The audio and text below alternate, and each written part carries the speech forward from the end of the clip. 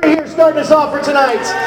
It gets a little intimidating because you're standing here and you're thinking it's a real game show. Now, I was explaining to the gentleman, if you're called up here, I want to let you know there are 4 buttons, all 4 of them do the same thing.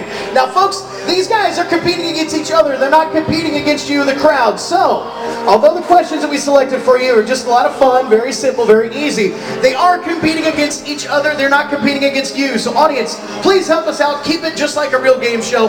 Don't shout out the answers for us. All right, here we go. Guys, your consoles were off before, and now they are on.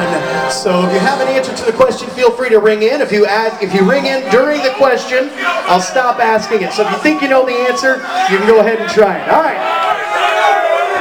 Y'all ready to go? Here we go. Easy question. First question is, what is another name for a baby frog? Another name for a baby frog. Number 1. Tadpole. Tadpole is correct. 100 points. First person to 5 is going to get the game. Now remember, audience, don't shout out the answers. Here we go. Question is, what is another name for dried grapes? Dried grapes. What are those? Number 3. Raisins. Raisins, correct. 100 points.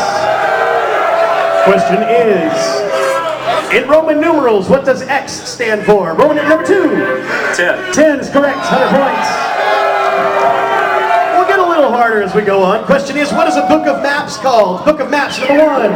Atlas is correct. Good job. 200 points. Question is, what do the stars on the U.S. flag represent? Stars, number 1 again. Number of the states. States is correct, 300 points.